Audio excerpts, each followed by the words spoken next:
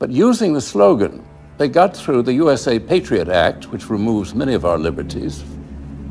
Nobody made a sound when we lost habeas corpus, due process of law. And suddenly Bush managed to get rid of it. Where was a voice on television, aside from mine, that spoke out against this? Where are all those noble jurists, those great lawyers, those lovers of liberty? Where the hell were they? They were nowhere. Now we have a totalitarian government. And the totalitarian government wants to watch everybody, total surveillance of everyone. They listen to the telephone conversations. They look at your credit cards. They look where you travel. We are totally policed. This is contrary to everything in our Constitution. A 2010 Pentagon directive details what critics say is a policy that envisions the Obama administration's potential use of military force against Americans. The directive has non-controversial provisions on support to civilian fire, emergency services, and domestic use of the Army Corps of Engineers. But the Washington Times reports that the troubling aspect of the directive is that it outlines the presidential authority for the use of military arms and forces, including drones, in operations of domestic unrest. I believe it would be constitutional for the government to target and kill any U.S. citizen with a drone or with a shotgun without due process. Nor should any president deploy armed drones over U.S. soil. Okay, well, a troubling new report is now revealing that a secret memo from 2010 outlined the administration's potential use of military force against Americans in the United States of America. A defense source brought this to my attention and was fairly concerned about it, said, look, this appears to be the latest step in the administration's decision to, at some point, use force against American citizens in the future. There are a lot of people concerned about this, and then you see this memo in connection with the growing militarization of many of the non-security agencies of government. In Connecticut, tens of thousands of residents have failed to comply with a new law that requires gun owners to register all military-style rifles with the state. In response to the Sandy Hook school shooting that resulted in 26 fatalities, Connecticut passed one of the strongest gun control measures in the nation. It's estimated that only 15% of gun owners have applied for assault weapon certificates, meaning the remainder could very soon become Class D felons. I think they're going to have a hard time putting this back in compliance, especially when precedence is already set here in Capitol Hill with our president, who is changing the laws, which he's breaking the federal laws every day with what the stance that he's taking on different legislations, primarily his health care plan. So people look at that and say, well, why should we abide by these laws if the president is breaking these laws? Days after a mass shooting and stabbing spree by a California college student, a number of state lawmakers are pushing to make it more difficult for potential killers to get their hands on a gun. In California, state lawmakers are now considering a bill called Assembly Bill 1014. It would create a first-in-the-nation gun violence restraining order system similar to the way domestic violence restraining orders are issued.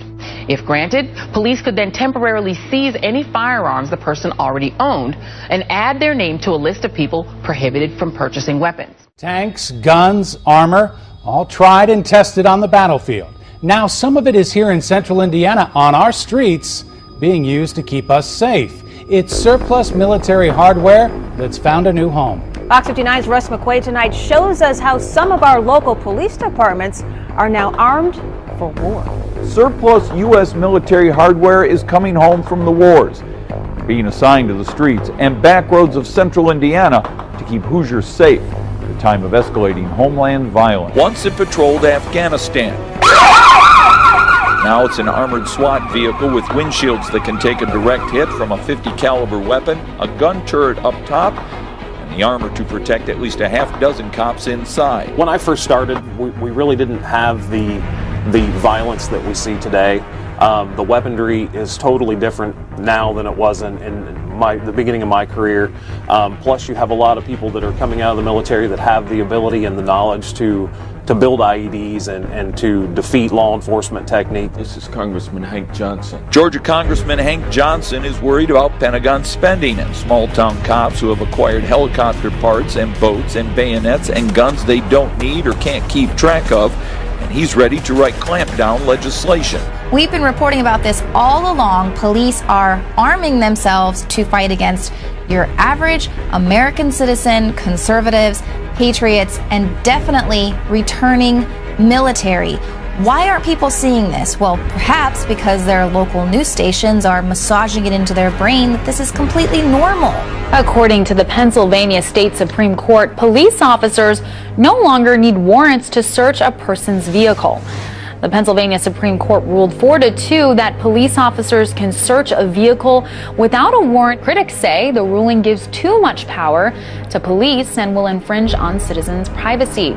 Are you ready for the next big thing? It may be moving in with you. The Financial Times reports that next week Apple will announce a new way to connect you to what techies call the Internet of Things. One of the concepts people have been talking about is Apple getting into what they call kind of the smart home or the Internet of Things. That's an area a lot of big companies like Google are very interested in, so you know Apple's got to be interested in it also. If we have this sort of home invasion, if you will, by all these devices, do you think this is something consumers want or are going to embrace? You know, it's something we thought about since the World's Fair, since the Jetsons. It's an intriguing concept. I'm not sure how much of it people actually want to integrate into their lives. You think this is the next frontier of technology, Dan? It's one of the potential next frontiers, and whether somebody, maybe a big guy like Apple, can get everything to work together, that's always the key, getting everybody on the same plan at the same time. I would be fascinated if someone doesn't want this technology, because I think it's amazing. It's life-changing. Yeah, The National Security Agency is collecting a massive trove of images that it intercepts over social media, emails, and texts, some which are so clear it can use them in its facial recognition operations. According to the New York Times, top-secret NSA documents indicate that the spy agency's global facial recognition technology has seen huge growth in the last 4 years.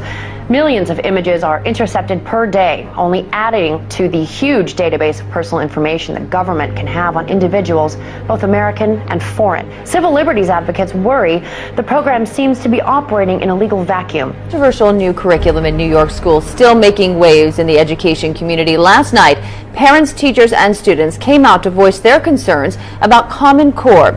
If attendance is any indication of how concerned parents and students are about Common Core standard, then the packed room at Carmel Town Hall said it all. If you look at the way that this has been implemented, it's a complete disaster. Common Core Standard is a new curriculum implemented in schools across the nation. The goal of Common Core is to put students on a level playing field and help prepare them for a global economy.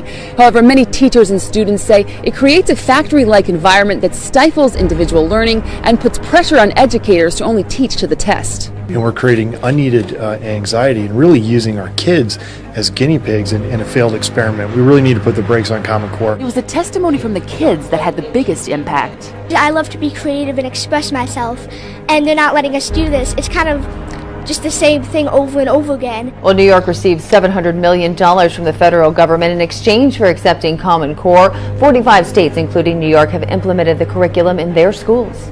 And now to Florida, where a school teacher allegedly humiliated a 12-year-old boy in front of an entire class after she caught him reading the Bible during what was designated as free reading time. To begin with that shocking lawsuit, a Connecticut family claiming their 3 daughters were brainwashed into joining a religious cult by teachers and, of course, that guidance counselor at the high school. On the outside, it's a typical suburban school. But on the inside, a new lawsuit claims 4 staff members at Avon High School in Connecticut tried to brainwash 3 sisters, and their parents had no idea, indoctrinating them, quote, into a religious cult that promotes martyrdom and celebrates death, leaving them flat and distant, reclusive, secretive, and non-communicative. Adding, they began speaking in a bizarre new language and cut off all of their communications with the family. This case strikes at the heart of the First Amendment. It's absurd. Why don't you have me arrested? Why don't we do that as a civics lesson? A nice First Amendment lesson, right? It's absurd, but everybody's playing around about what the content of this is. Nobody's talking about censoring the book. Nobody's talking about banning the book or burning the book or anything. Would you please be respectful of the other people? Like you're respectful of my daughter, right, and my children. That you had that you put this book out. With why don't we read the notice that was put out? Why we ask? Would anyone else like to speak? You because I violated 2-minute rules. Would anyone else like to be recognized? There's somebody in the back. This is ridiculous. My name is Gail Brunt. I'm sorry. Gail Brunt. Can you state your address, please? Whitebird.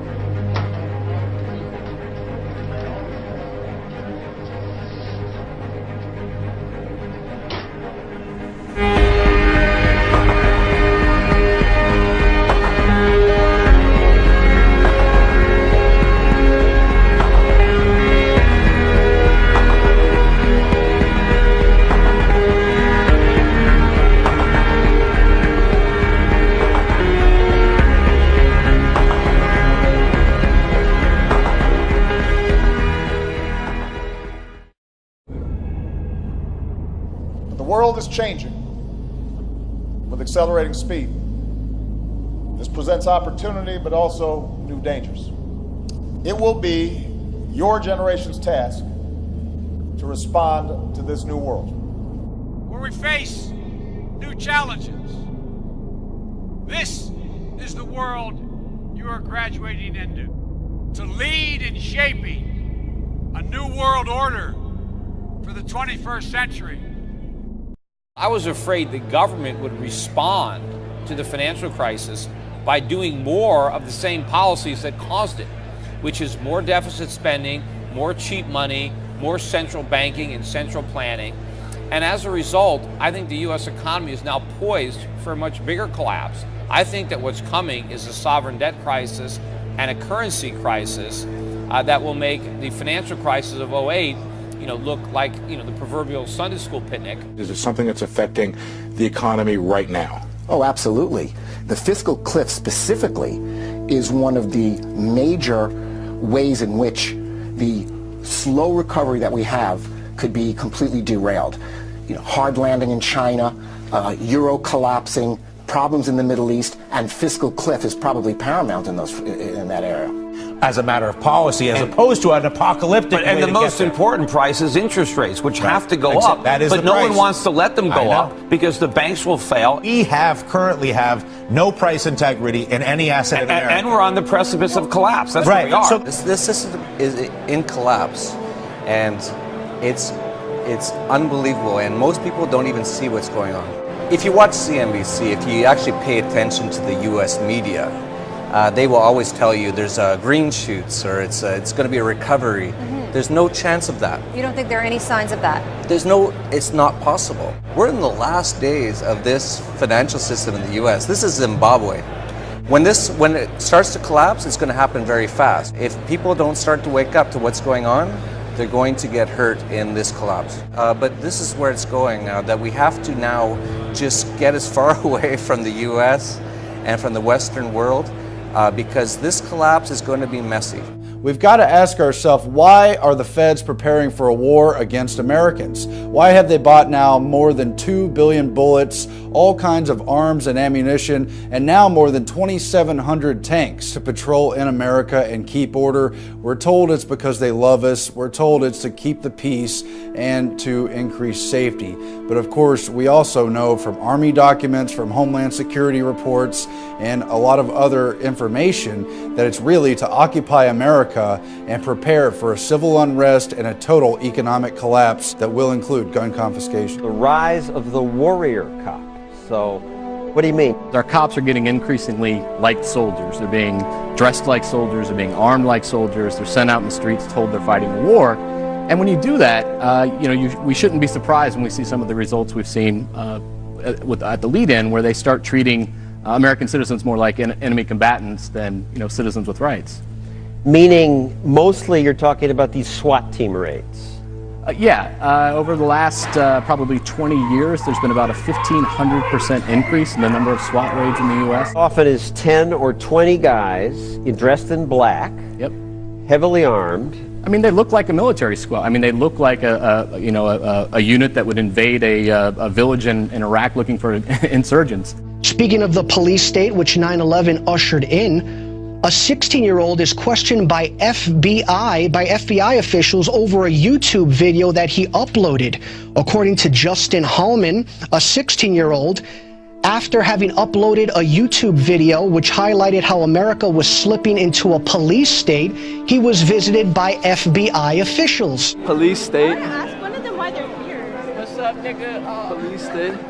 Police state, right? Police state. 4th of July. Here's our video. M16s.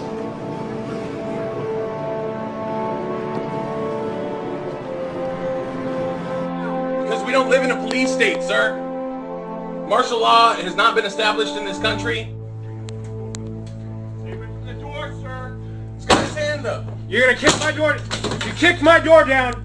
You kicked my door down. Get on the ground. You kicked my door down. Yes, we did. Get on the ground. No, you have no right to be in here. You have no right to be in here. You have no right to be here. You don't. You have no right to be in here. Do not touch her. You are assaulting her.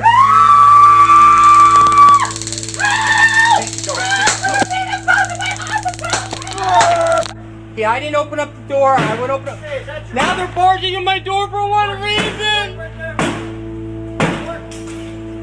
Down on the ground, down on the ground, down on the ground, down! Down, down, down to your heads! Hands, come to me, come to me, come to me! Don't move! Don't move! Please, don't move!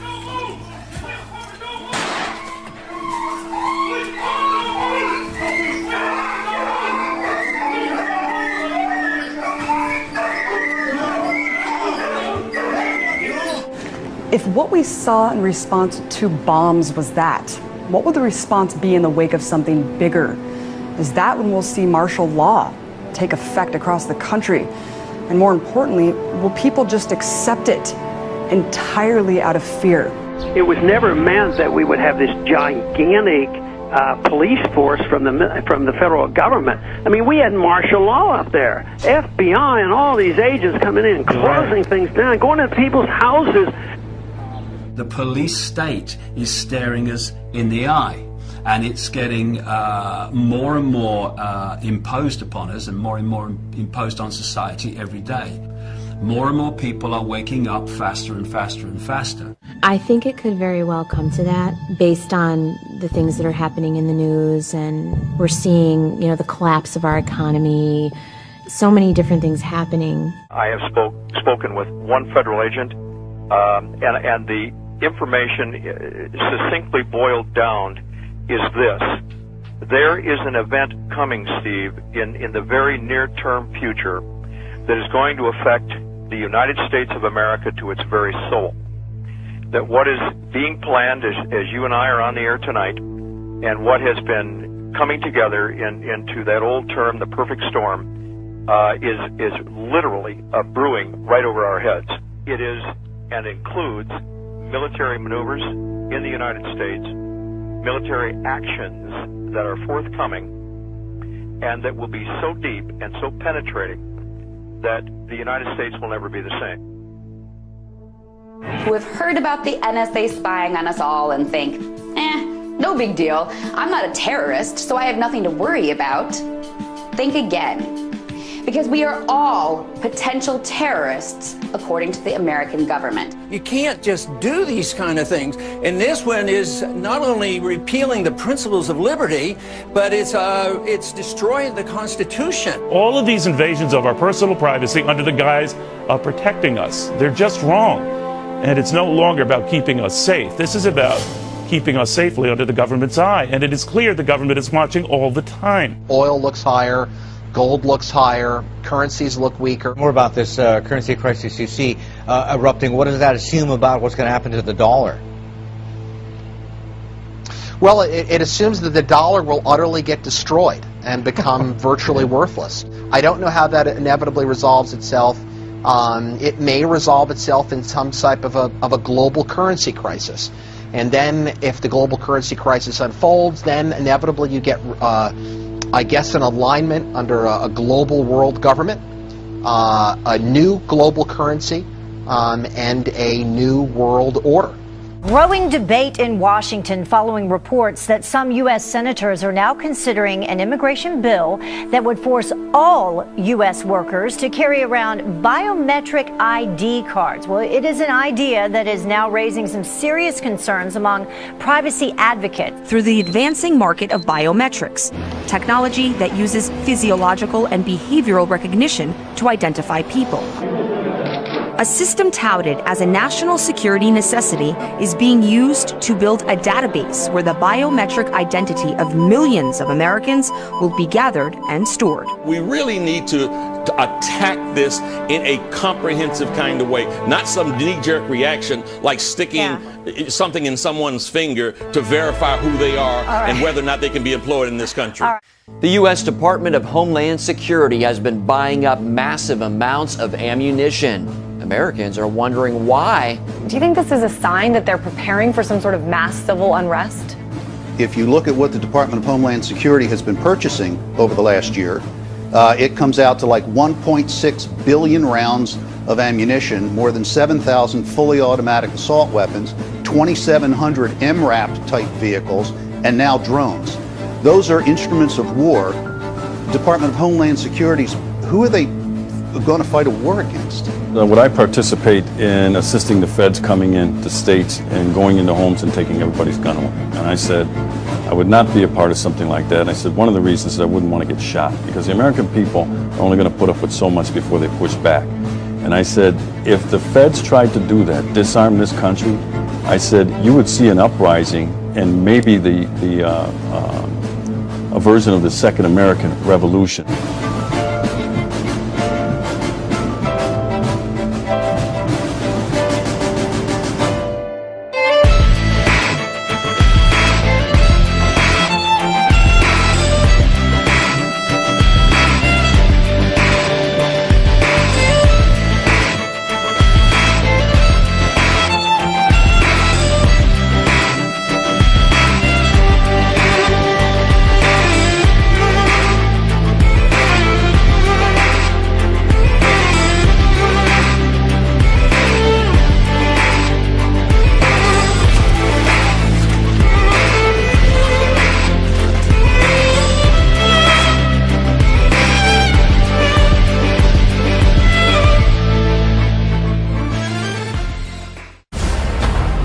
To believe in each other. Today we face the monsters that are at our door.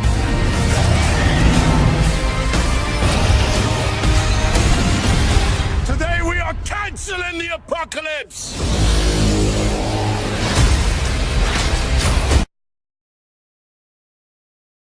The latest step in the administration's decision to, at some point, use force against American citizens in the future. There are a lot of people concerned about this, and then you see this memo in connection with the growing militarization of many of the non-security agencies of government. In Connecticut, tens of thousands of residents have failed to comply with a new law that requires gun owners to register all military-style rifles with the state. In response, with a drone or with a shotgun, without due process. Nor should any president deploy armed drones over U.S. soil. Okay, well, a troubling new report is now revealing that a secret memo from 2010 outlined the administration's potential use of military force against Americans in the United States of America. A defense source brought this to my attention and was fairly concerned about it, said, look, this appears to be... They were nowhere. Now we have a totalitarian government. And the totalitarian government wants to watch everybody, total surveillance of everyone. They listen to the telephone conversations. They look at your credit cards. They look where you travel. We are totally policed. This is contrary to everything in our Constitution. A 2010 Pentagon directive details what critics say is a policy that envisions the Obama administration's... But using the slogan, they got through the USA Patriot Act, which removes many of our liberties. Nobody made a sound when we lost habeas corpus, due process of law. And suddenly Bush managed to get rid of it. Where was a voice on television aside from mine? that spoke out against this? Where are all those noble jurists, those great lawyers, those lovers of liberty? Where the hell were they? Potential use of military force against Americans. The directive has non-controversial provisions on support to civilian fire, emergency services, and domestic use of the Army Corps of Engineers. But the Washington Times reports that the troubling aspect of the directive is that it outlines the presidential authority for the use of military arms and forces, including drones, in operations of domestic unrest. I believe it would be constitutional for the government to target and kill any U.S. citizen